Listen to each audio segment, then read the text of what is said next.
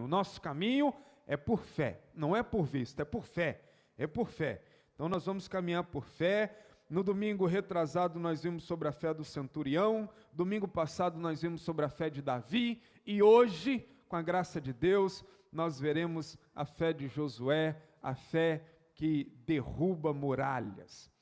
Então, o título da nossa mensagem hoje é Ganhando no Grito. Não é? Já viu essa expressão? Fulano ganhou no grito. Pois é, o título da mensagem é esse, Ganhando no Grito, porque Josué com o povo ganhou no grito. Esse é o apelido da nossa mensagem. E o tema da nossa mensagem é Destruindo Muralhas. E eu quero que você se atenha a esse tema, Destruindo Muralhas, obviamente pela fé. É o que nós estamos falando. Eu convido você então, a palavra de Deus no livro de Josué, capítulo 6.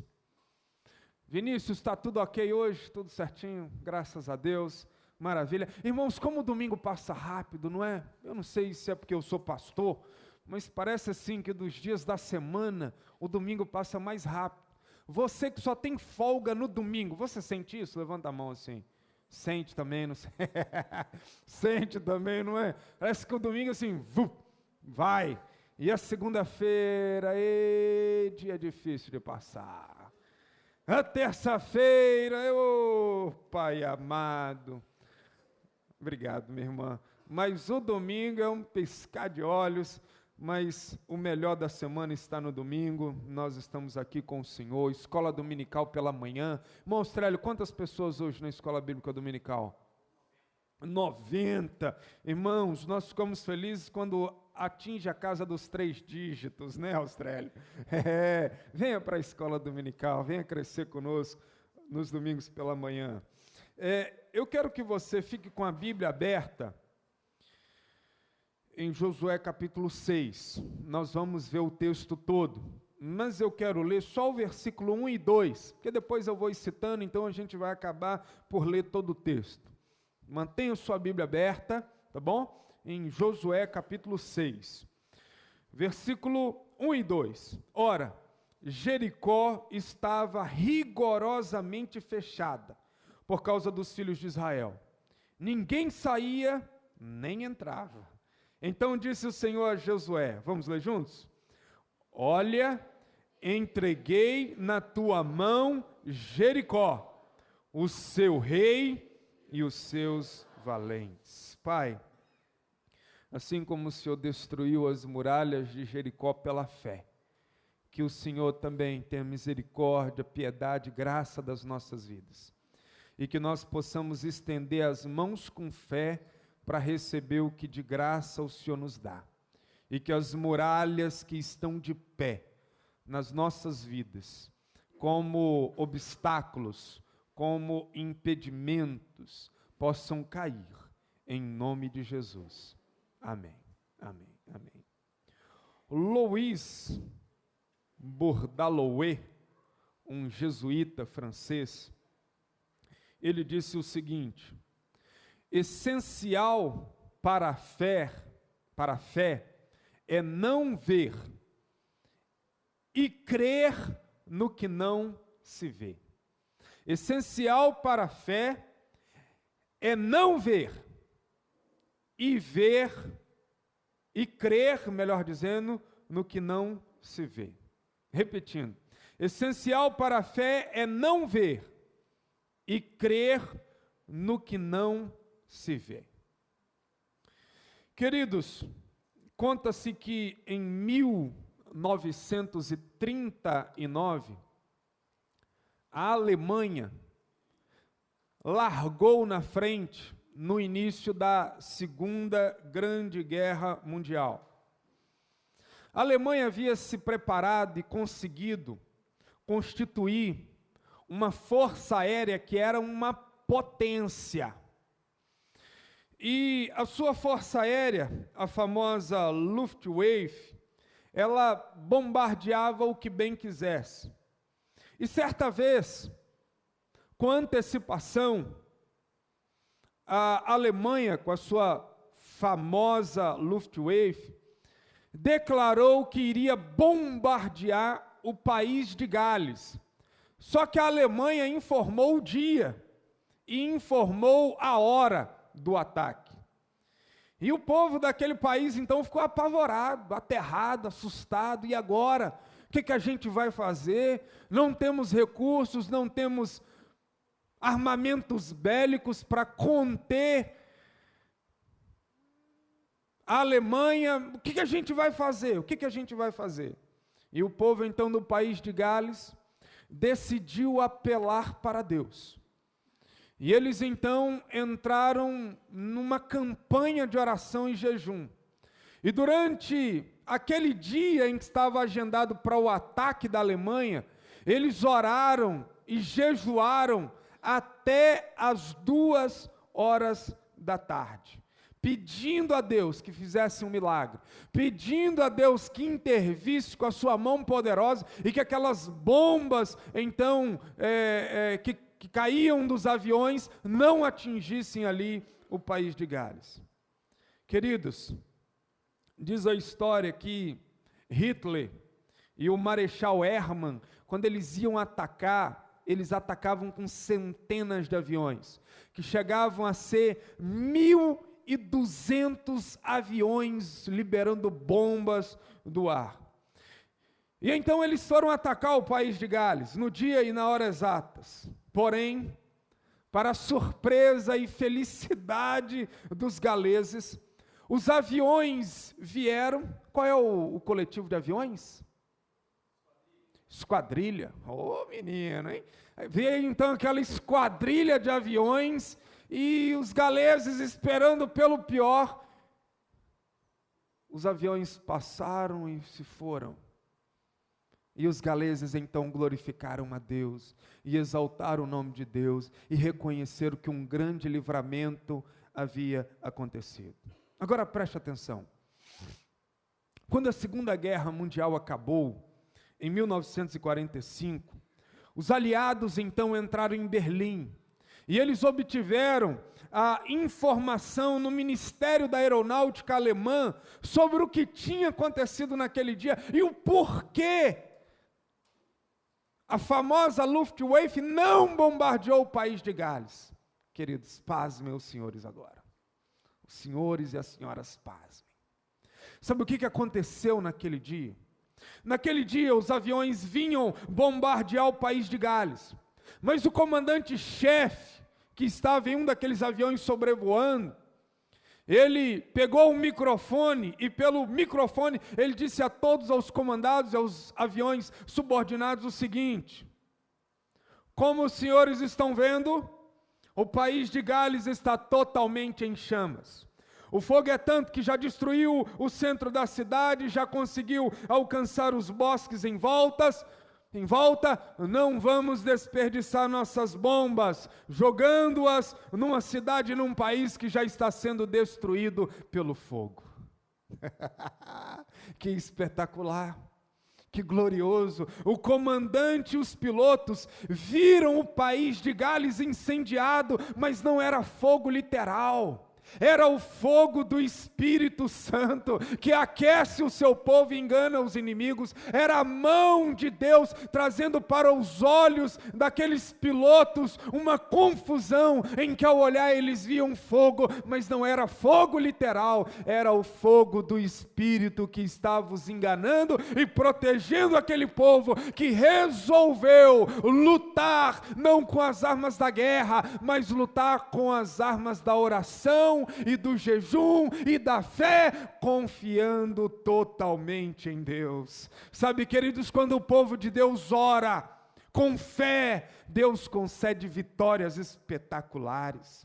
A fé é a chave que abre as janelas dos céus para o derramar de extraordinárias vitórias. 1 João capítulo 5, versículo 4 diz o seguinte: porque todo que é nascido de Deus vence o mundo, e é esta a vitória que vence o mundo, a nossa fé. A fé é o instrumento pelo qual Deus nos concede vitórias sobrenaturais. Eu citei agora há pouco o jesuíta francês, agora eu quero citar Martinho Lutero falando sobre fé. Martinho Lutero disse o seguinte: a fé vê o invisível, acredita no que é inacreditável e recebe o que é impossível. Charles Spurgeon também disse: uma fé pequena leva a sua alma para o céu, uma fé grandiosa traz o céu para a sua alma. Aleluia. Sabe, queridos, o texto de Josué, que nós lemos aqui só 2 versículos, mas o capítulo todo, ele fala sobre fé. Aliás, quando o autor dos Hebreus foi resumir essa história, o autor de Hebreus resumiu o capítulo 6 de Josué num versículo só. Sabe o que o autor aos Hebreus disse?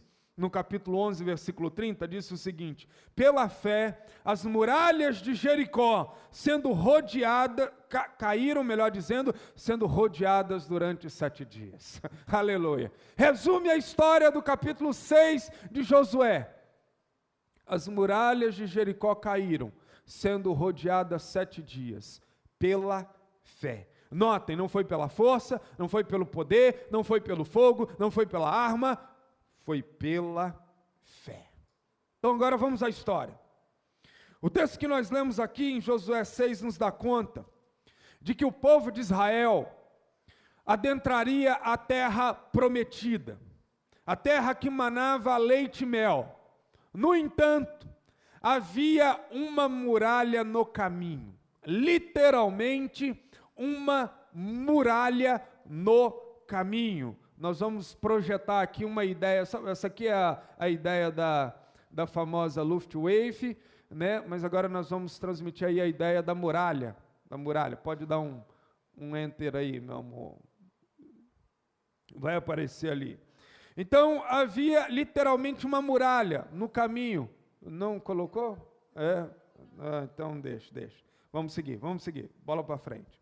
Havia uma muralha. Queridos, nada diferente da realidade espiritual que nós vivenciamos. Nós estamos também rumo à terra prometida, rumo ao novo céu, rumo à nova terra que Deus tem preparado para o seu povo, rumo àquele lugar que Jesus na cruz, quando disse para aquele ladrão arrependido, chamou de paraíso. Nós estamos indo para lá. Só que também no nosso caminho há uma muralha, há inimigos a serem vencidos, há obstáculos a serem suplantados, que nós podemos definir como sendo a carne, o mundo e o diabo.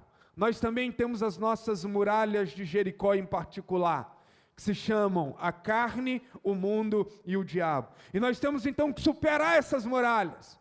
Nós temos que, no grito, ganhar e ver estas muralhas caírem por terra, para que a gente também possa tomar posse dessa terra prometida, o céu que Jesus Cristo nos dá.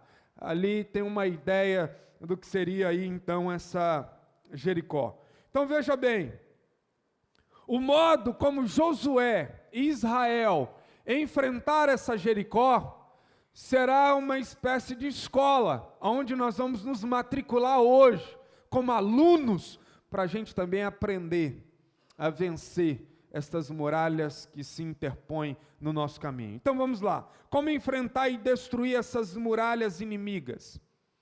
Primeiro lugar, siga o roteiro do plano de Deus. Do versículo 3 ao versículo 5, Deus dá a Josué o plano para que as muralhas venham abaixo. E qual foi o plano de Deus? Primeiro, uma volta pela cidade, obviamente do lado de fora, durante 6 dias, uma vez por dia. Então, começou o roteiro de Deus para a vitória. Rodeie a cidade uma vez por dia durante 6 dias. E veja bem, só para a gente entender um pouquinho de geografia. Josué e Israel estavam acampados em Gilgal, que ficava 2 a 3 quilômetros de distância de Jericó. E Jericó, para ser rodeada, era mais ou menos 10 quilômetros. Então, durante cada dia, eles teriam que rodear a cidade uma vez e gastariam nisso aí 13 quilômetros para ir fazer o serviço e mais 13 quilômetros para voltar. Era o desafio de Deus por dia. Como seria feita a volta na cidade? Era o seguinte: homens de guerra iam à frente, atrás desses homens, 7 sacerdotes com 7 chifres de carneiro tocando. Atrás destes 7 sacerdotes iria a arca, portanto, 4 homens a levariam nos ombros. Depois viria mais homens de guerra.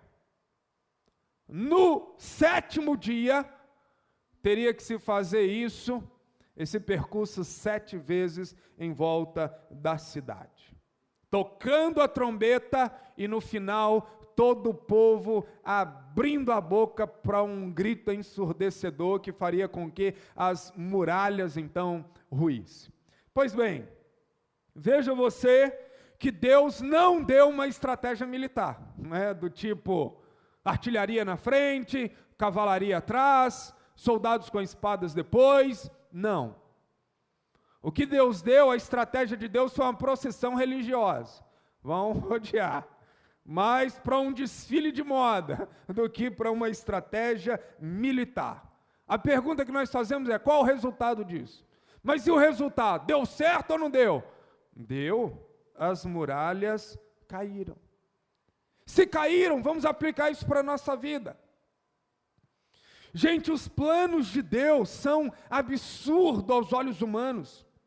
Destruir uma potência como era Jericó, porque de todas as cidades que eles estabelecerão guerra, depois de Jericó, nenhuma tinha, melhor dizendo, a força e o poder que Jericó tinha.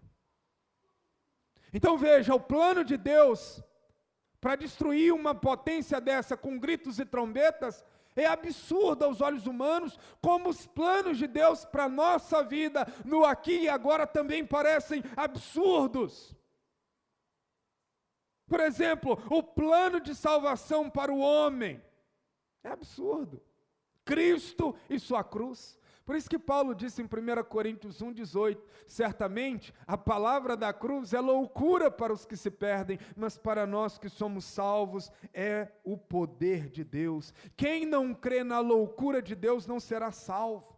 Quem não crê que aquele homem que foi pregado numa cruz há 2000 anos atrás, não foi assassinado, não foi ridicularizado pelo poder humano, mas foi alguém que se entregou voluntariamente, que resolveu salvar o ser humano pelo caminho do sofrimento, do derramamento de sangue, não será salvo. Mas as pessoas, elas querem se render a um rei que tem um império glorioso, que apareça montado num cavalo branco com uma espada de luz, uma coroa de diamantes, uma capa reluzente, com superpoderes, e Jesus então, ele sendo Deus, se faz homem, se faz fraco, para na sua fraqueza nos fazer fortes. Ele se faz, o Filho de Deus se faz homem, para que nós os homens nos tornemos filhos de Deus. É o caminho contrário, é a lógica contrária, é aquele que toma os sábios por loucos e toma os loucos por sábios no seu plano. É por isso que você precisa render-se a essa santa loucura divina, porque é nessa loucura divina que nós somos salvos pelo poder absurdo com que ele demonstra aos homens.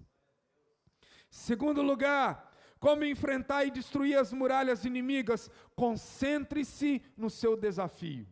Olha o versículo 10. Josué se reúne com o povo, passa o relatório divino e Josué então acrescenta isso. Olha o versículo 10.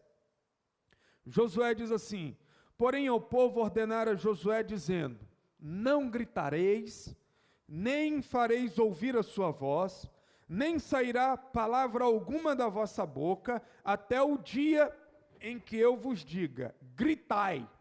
Então gritareis, que no caso era o 7º dia. Veja bem, durante 7 dias a palavra de ordem foi silêncio. E por que silêncio? Veja bem, queridos, um povo durante 7 dias falando, poderia começar a desacreditar do poder de Deus.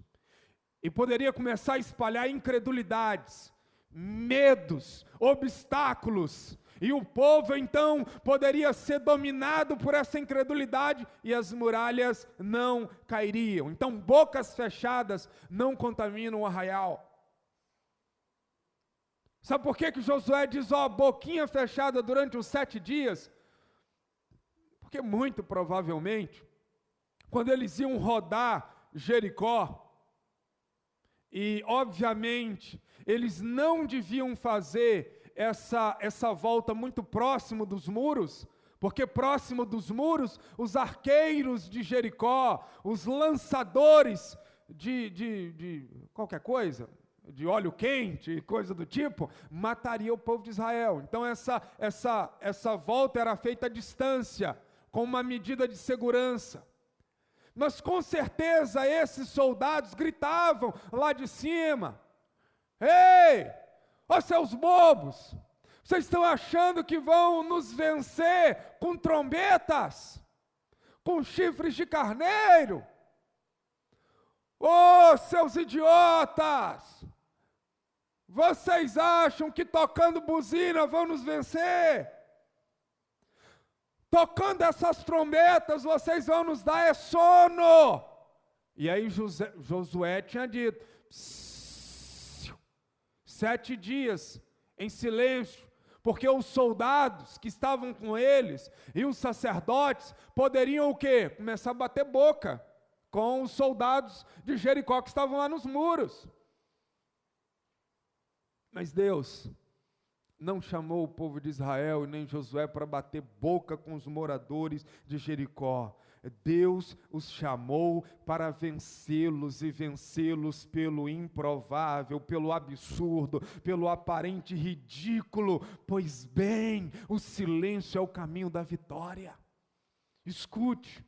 Sabe o que nós podemos extrair dessa ordem de Josué? De que falar menos é melhor. De que abrir a boca pouco é sensato, que guardar silêncio é uma boa recomendação. Muitos de vocês não têm vencido as muralhas porque falam muito. Está com um sonho, abre a boca, conta para todo mundo o sonho. Tem um projeto, sai falando para todo mundo, e aí começa a falar com gente incrédula, com gente que quer o seu mal, com gente que quer a sua ruína. Aí a pessoa começa, e não vai dar certo não, já vi outros tentando o que você está tentando, só se afundar na vida. Aí você diz, eu acho que a voz da sabedoria está falando comigo, para eu não tentar. Então fala menos. Tem outros que ficam assim, pai, eu sou muito santo, eu sou um cara santo, porque eu oro, eu jejuo, eu sou o homem da espiritualidade. Aí Jesus diz assim, ei, está fazendo jejum, ninguém precisa ficar sabendo.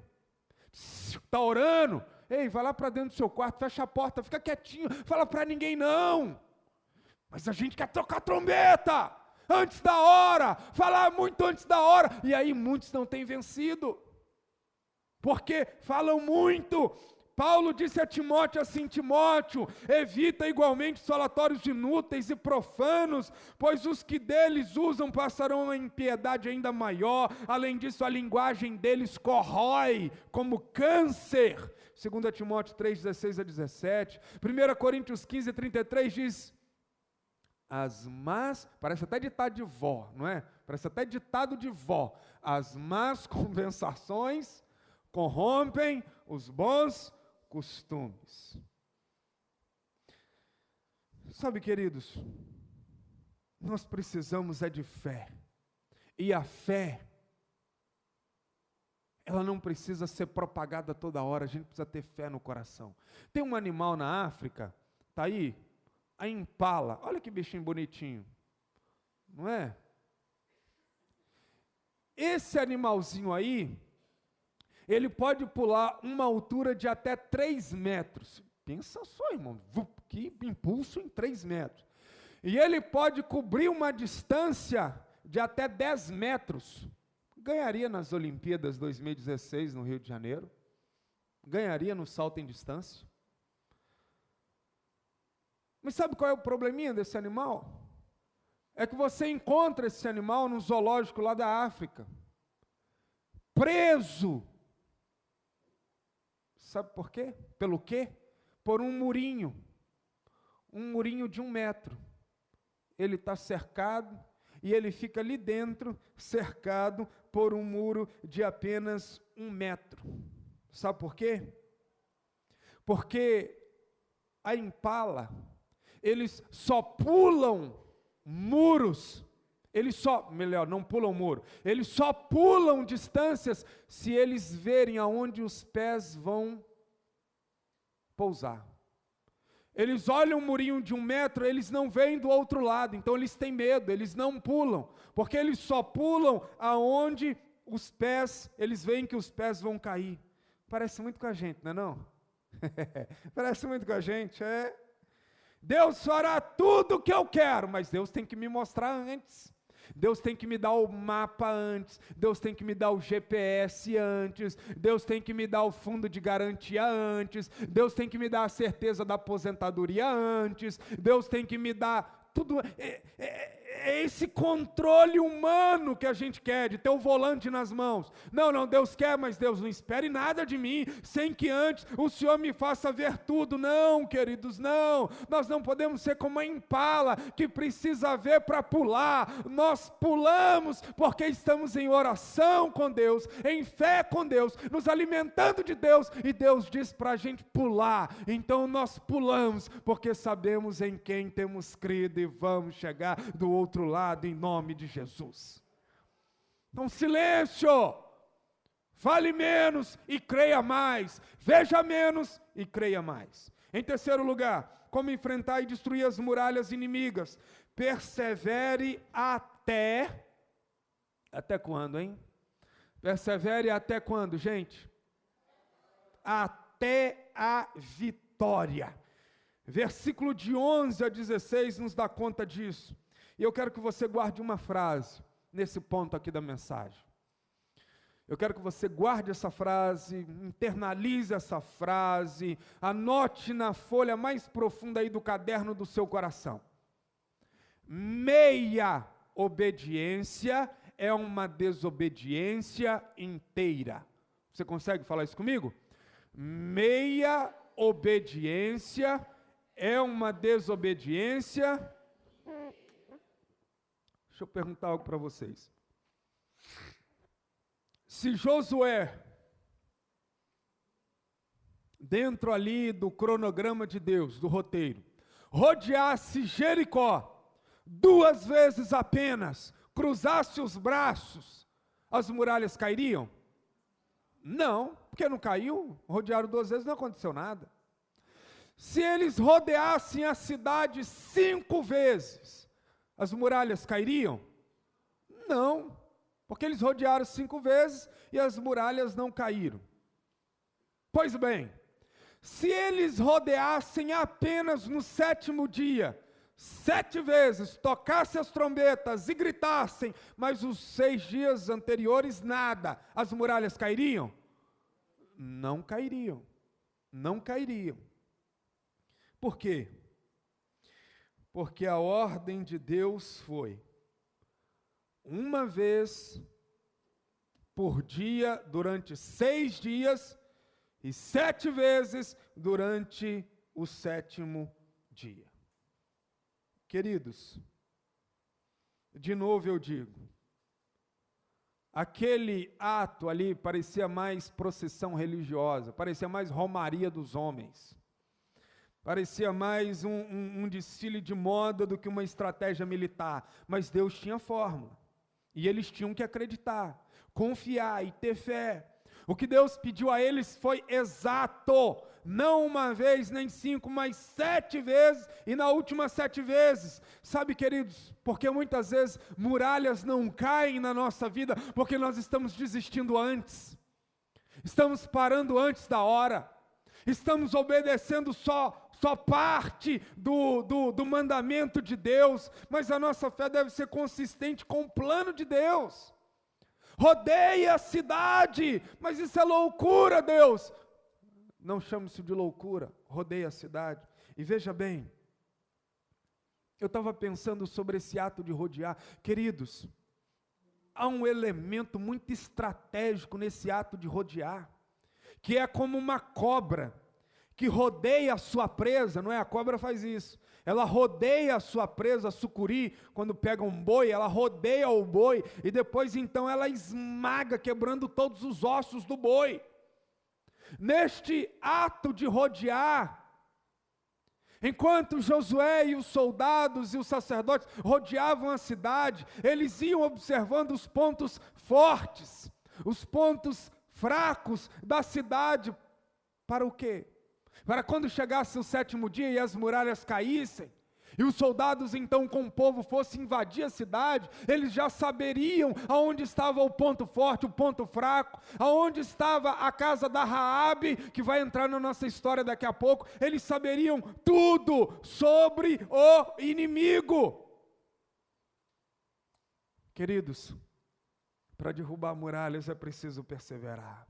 Sem perseverança nós não vamos a lugar algum. A perseverança faz parte da caminhada dos santos, e os santos caminham em perseverança. Foi Jesus quem disse em Marcos 13:13, aquele porém que perseverar até o fim, esse será salvo. Perseverança, querido, perseverança não para não, sabe, foi Benjamin Franklin que disse que há mais desistentes do que derrotados. O que ele disse? Ele disse que muitas pessoas não seriam derrotadas se elas fossem até o fim, mas começa um projeto, começa uma família, acaba com a família pelo caminho, começa com um projeto de espiritualidade, dura só uns dias e seja perseverante, a fé, a vida, o poder e a vitória está nas mãos dos perseverantes. Em quarto lugar, como enfrentar e destruir as muralhas inimigas? Glorifique a Deus. Versículo 18 e 19. Versículo 18 e 19. Vamos ler juntos aqui na tela ou na Bíblia? Tão somente guardai-vos das coisas condenadas, para que, tendo as vós condenado, não as tomeis. E assim torneis maldito o arraial de Israel e o confundais. Porém toda a prata e ouro e utensílios de bronze e de ferro são consagrados ao Senhor, irão para o seu tesouro. Preste atenção aqui, preste muita atenção. Uma regra de ouro na guerra é a seguinte: os despojos dos vencidos passam às mãos dos vencedores. Essa é uma regra de ouro na guerra. Aquela nação foi derrotada, todos os despojos, o ouro, a prata, os bens, vêm para as mãos de quem venceu. Pois bem, nessa história, os bens, os ouros, a prata, as capas babilônicas e tudo mais, devia ir para a mão de quem? Para a mão de Josué, para a mão dos soldados, para as mãos dos sacerdotes. Mas Deus diz assim: não! A prata, o ouro, os bens, tudo que é de valor em Jericó, virá para as minhas mãos. Mas Deus, não tem Deus. Essa batalha foi você quem venceu, Josué? Não, foi o Senhor. Sacerdotes, Deus, mas quem venceu a guerra, sacerdotes? Foi o Senhor. Os homens de guerra, mas Deus o quê? Quem venceu a guerra? Foi o Senhor.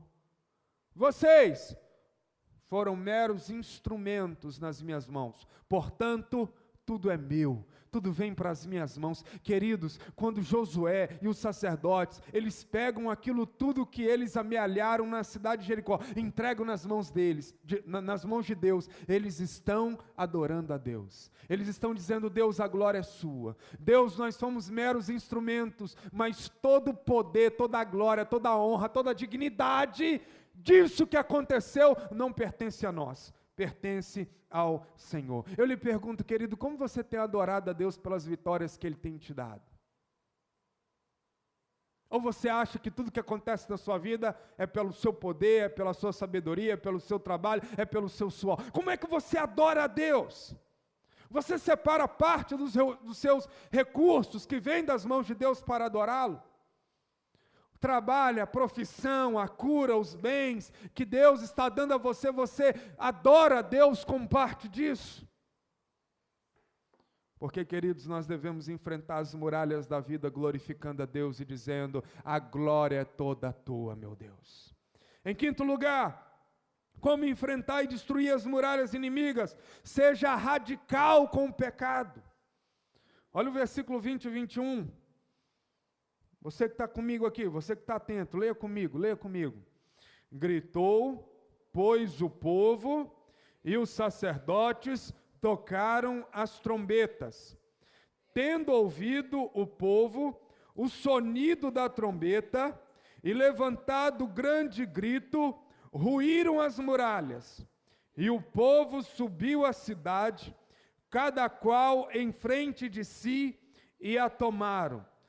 Tudo quanto na cidade havia, destruíram totalmente a fio de espada, tanto homens como mulheres, tanto meninos como velhos, também bois, ovelhas e jumentos.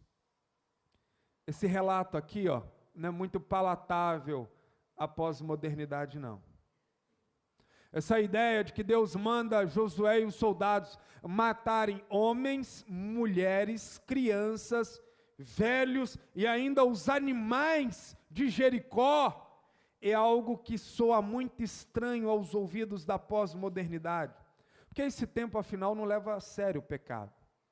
Então, falar que Deus mandou o seu povo entrar em Jericó e degolar homens, mulheres, crianças, velhos, isso no ambiente acadêmico, isso na faculdade, é um dos grandes tesouros que os incrédulos, os agnósticos têm para bombardear a fé, para dizer que Deus é esse, que manda assassinar crianças, velhos, tomar a terra de um povo e dar para outro povo, que Deus é esse, é o problema do mal, não é?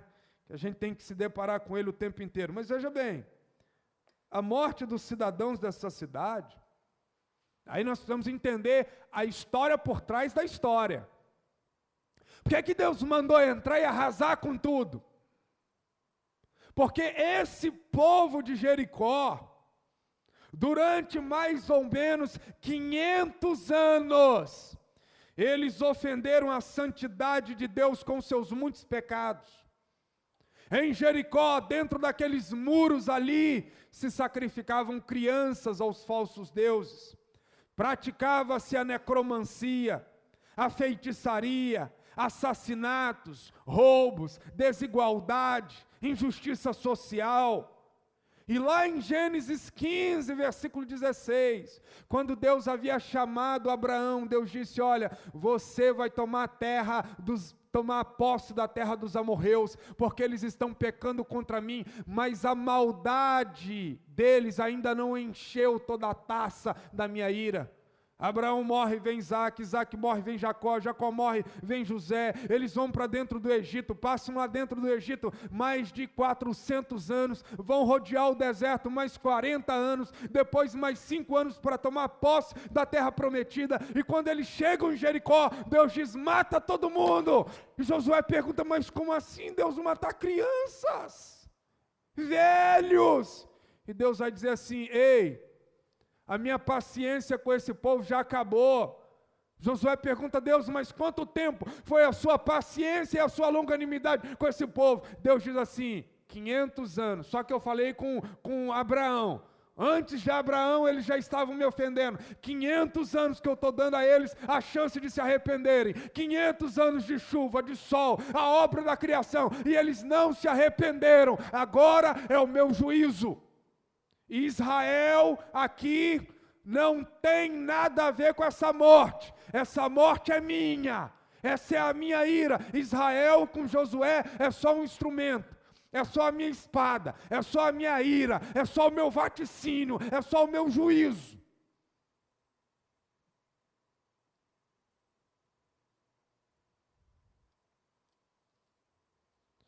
Afinal, queridos, a Bíblia diz o seguinte: porque o salário do pecado é a morte. A pós-modernidade está brincando com o pecado, mas eu preciso dizer a você que Deus não brinca com o pecado, não. O mesmo que aconteceu lá com Jericó, depois vai acontecer com a nação de Israel. A nação de Israel, que foi a espada de Deus para acabar com os moradores de Jericó e das outras nações, depois Israel vai cometer os mesmos pecados. Sabe o que Deus vai fazer? Vai levantar a Síria e vai levar Israel cativo para a Síria. Depois vai levantar a Babilônia e vai levar Judá, no ano 586 a.C., para o cativeiro babilônico, porque Deus não passa a mão na cabeça de ninguém. É o pecado, queridos.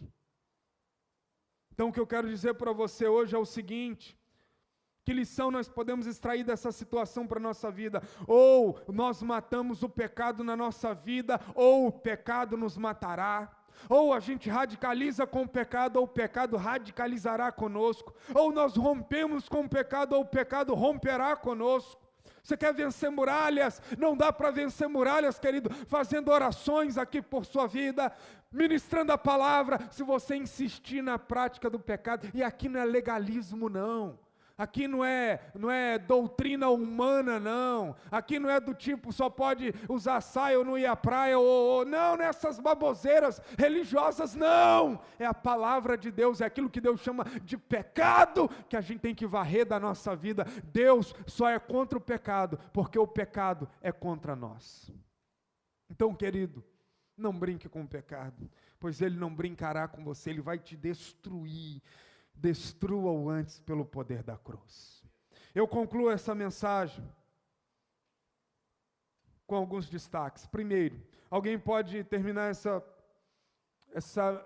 mensagem se perguntando o seguinte: mas como eu posso ter realmente certeza de que as muralhas da minha vida cairão? Tá, eu ouvi tudo, mas como é que eu posso ter certeza mesmo de que essas muralhas não ficarão de pé? E nós vamos cantar daqui a pouco aqui, encerrando. As muralhas não ficarão de pé. Resposta: sabe por que eu posso dizer para você que estas muralhas espirituais não ficarão em pé? Porque é uma promessa de Deus para a sua vida. Olha o versículo 2. Versículo 1, Jericó estava rigorosamente fechada. Parecia assim, não ter jeito, não vai cair. Versículo 2. Só que Josué recebe a visita do Senhor e Deus diz assim: olha, entreguei na tua mão Jericó, o seu rei e os seus valentes. O que deriva daí é só estratégia. Aqui já está dito: Jericó vai cair. E por que vai cair? Porque o Senhor dos exércitos decretou o fim de Jericó. Queridas, muralhas da carne, do mundo e do diabo não ficarão em pé na sua vida, porque há promessas de Deus para que estas muralhas caiam pelo poder de Jesus Cristo. Pastor, como é que eu posso ter certeza de que estas muralhas vão cair? Porque há uma promessa de Deus, mas porque a presença de Deus está com você. Versículo 6, quando Deus está dando a estratégia para Josué, diz aí: então Josué, filho de Num, chamou os sacerdotes e disse-lhes: levai a arca da aliança. O que era a arca da aliança no meio do povo? Era o símbolo da presença de Deus com eles. Ou seja, se a arca vai rodear com os sacerdotes, é porque Deus estará no meio dessa procissão. Sabe, querido, as muralhas cairão na sua vida, sabe, os obstáculos cairão. Você há de viver para a glória de Deus, você há de viver de fé em fé, de glória em glória, em novidade de vida, porque Deus está com você. Maior é o que está em nós do que o que está no mundo. Se Deus é por nós, quem será contra nós? A vitória é nossa, porque Deus está conosco. O contexto anterior faz a mesma declaração. Capítulo 5, do versículo 13 a 15, aparece o comandante dos exércitos do Senhor para estar com Josué nessa batalha. E aqui é uma teofania, ou seja, é a segunda pessoa da Trindade se encarnando para estar no meio de uma batalha. Se Deus é por nós, quem será contra nós? O Ministério de Louvor pode vir aqui à frente. O último destaque que eu quero fazer, queridos, desse texto sagrado, é acerca da misericórdia de Deus, porque isso me fascina nesse texto. Esse Deus que radicaliza com o pecado, matando homens, mulheres, crianças, é o mesmo Deus que vai salvar uma prostituta. Isso aqui dá um nó na nossa cabeça. Espera aí, esse Deus que radicaliza com o pecado, manda matar velhos, crianças, aquela sociedade corrompida pelo pecado, é o mesmo Deus que vai salvar a mulher de fama mais baixa daquela cidade, a tal da Raabe. Olha o versículo 25, querido, olha o que diz aí. Mas Josué conservou com vida a prostituta Raabe, e a casa de seu pai, e tudo quanto tinha, e habitou no meio de Israel até o dia de hoje, porquanto escondera os mensageiros que Josué enviara a espiar a terra. Deus, o Senhor vai destruir Jericó, mas vai ficar uma família dessa cidade para contar a história desse povo. Quem será? O Senhor vai pegar um príncipe? O Senhor vai pegar quem? Um sábio da cidade? O Senhor vai pegar quem? O neném recém-nascido? O Senhor vai segurar a história desse povo através de que pessoa? De uma prostituta. Mas como assim, meu Deus? Essa mulher, ela morava na torre mesmo. Havia os muros, ela morava na muralha. No capítulo 2, diz que Josué havia enviado 2 homens para observar a cidade de Jericó, antes deles irem para lá. Pois bem, eles foram lá, começaram a espiar a terra. De repente, o governo de Jericó ficou sabendo que havia uma missão ali para descobrir os pontos fortes e fracos da cidade. O governo então começou a perseguir esses 2 homens. Esses 2 homens vão parar no topo da muralha, dentro da casa de prostituição da Raabe. Quando eles chegam lá dentro, os homens dizem assim: não aborte essa missão, não nos entregue, fique quietinho aí. E Raabe diz assim: claro que eu vou ficar, porque o nome desse Deus de Israel a quem vocês servem já chegou aqui em Jericó. Há uma presença desse Deus aqui que está lançando terror sobre todos nós. Nós estamos com vergonha de quem é esse Deus. E os homens então disseram: se você não nos entregar nessa missão, quando nós viermos para derrubarmos com as muralhas, nós vamos guardar a sua vida. E os homens disseram: agora nós precisamos sair da sua casa. E essa mulher então, a Raabe, ela tinha um cordão de escarlata, né, que é um pano vermelho. E esses 2 homens então, eles vão segurar nesse pano e eles vão descer pela muralha. Mas antes deles descerem, eles dizem assim: Raabe, se quando nós viermos para destruir esta cidade, houver na janela da sua casa um cordão de escarlata, um pano vermelho, então nós saberemos que você está aí, e que a sua família está aí, e nós te pouparemos da morte. Pois assim aconteceu. Quando as muralhas caíram, e possivelmente, certamente, um pedaço da muralha não caiu, e foi essa parte aí que não caiu da muralha. A casa de Raabe ficou em pé, e eles então adentraram lá, e pouparam a vida da Raabe, com seu pai, com sua mãe, com seus irmãos, e com quem mais havia ali dentro. Sabe, querido, as muralhas de Jericó vão cair, porque aquele pano vermelho ali simboliza o sangue de Jesus, mas Jericó simboliza esse mundo vai passar. Esse mundo, a palavra de Deus diz em Pedro, que está entesourado para fogo. Essa sociedade organizada como tal, um dia será desfeita quando o Senhor Jesus Cristo voltar. Mas saiba, na casa de todos nós, aonde houver esse símbolo, aonde houver esse cordão de escarlata, esse pano vermelho, que não é mais literal, agora significa o sangue de Jesus sobre as nossas vidas. Se quando Jesus Cristo voltar, o sangue do Cordeiro estiver sobre a sua vida, então você não morrerá juntamente com essa atual Jericó, você será salvo. Você se tornará um filho de Deus de maneira plena, o seu corpo será glorificado, os seus pecados radicalmente expurgados, e para sempre nós estaremos com Josué, porque Josué no Antigo Testamento significa Jesus. Nós estaremos com Jesus glorificado, com o nosso Rei, com o nosso Senhor, com aquele que morreu na cruz em nosso lugar, e com o seu sangue comprou para Deus os que procedem de todas as tribos, espíritos, povos, línguas e nações. Eu quero convidar você a ficar em pé. E eu quero dizer para você o seguinte: as muralhas de Jericó cairão, mas há sobre a sua vida a marca do sangue do Cordeiro. Você já colocou sobre a janela da sua vida esse pano de escarlata vermelho. Você já se entregou a Jesus Cristo, já confessou os seus pecados e pediu a Ele para morar dentro do seu coração. Eu quero orar por sua vida. Eu quero abençoar você.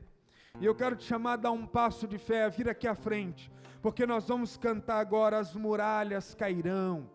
Sabe, pela fé, pelo poder da fé cairão. E há muralhas aí na sua vida que precisam ser vencidas. Tentações da carne, provações do mundo, investida das trevas. E muitas vezes você titubeia, você diz: será que eu vou conseguir? Eu quero orar por você aqui à frente. E eu quero dizer que em Cristo você é mais do que vencedor. Vem aqui à frente, nós vamos orar juntos. E nós vamos cantar juntos em nome de Jesus. Você que quer entregar a sua vida a Jesus também vem aqui à frente. Pode vir. Marília, Margarete pode vir, Colatina pode vir, apaga essa luz aqui, vamos cantar bem fortes aqui à frente. Você que tem muralhas para vencer essa semana, tem muralhas para cair nessa segunda-feira, nessa terça-feira, é preciso que um milagre da parte de Deus ache a sua vida. Nós vamos vencer no poder do grito.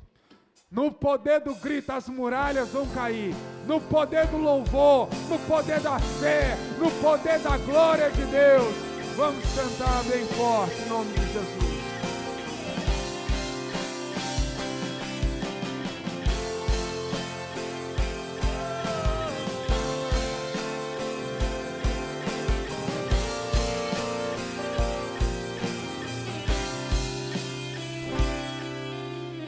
Pela fé posso clamar,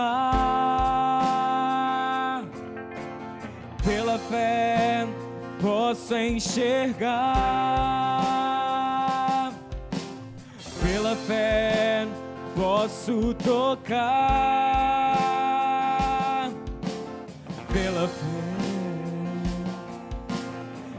fé, não há muralhas que ficarão de pé diante de mim.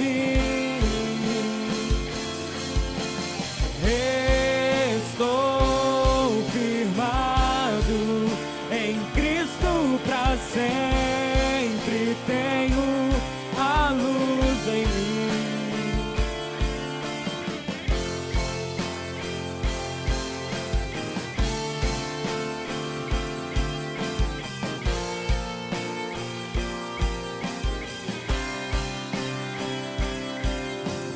Pela fé posso mudar,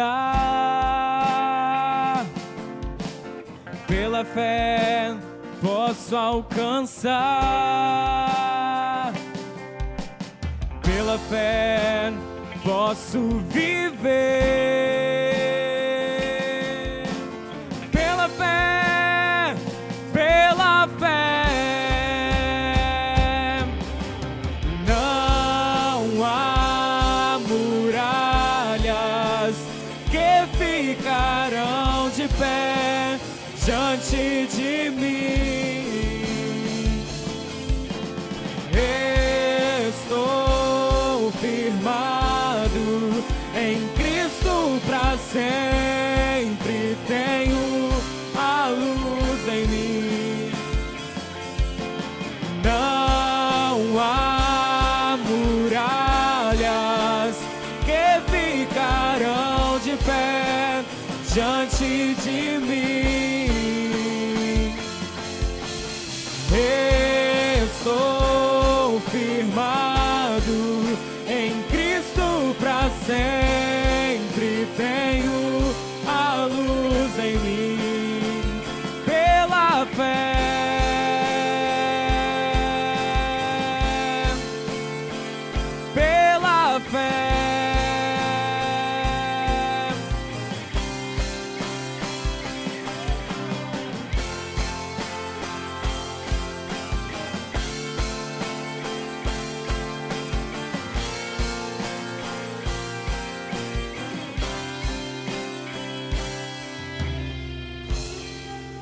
Aleluia. As muralhas não ficarão de pé.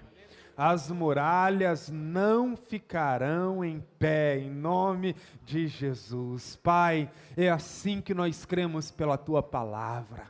A Tua palavra veio essa noite, meu Deus, para aumentar nossa fé, para nos fazer ver, Deus, como é que o Senhor move a história, como é que o Senhor entra, meu Deus, nas nossas vidas para alterá-las significativamente. Deus, como é bom olhar, meu Deus, para a Tua palavra e ver, Deus, o quão maravilhoso o Senhor é, de ver, meu Deus, como é que pela fé nós podemos ver muralhas ruírem, pela fé nós podemos derrubar gigantes, pela fé nós podemos, meu Deus, aprender que basta uma palavra do Senhor e a enfermidade corre em nome de Jesus. Como é bom saber, meu Deus, que nesses 3 domingos, nessas 3 semanas, o Senhor está operando entre nós, as realidades bíblicas estão tomando cor e vida e história na nossa história e na nossa vida para a Tua glória.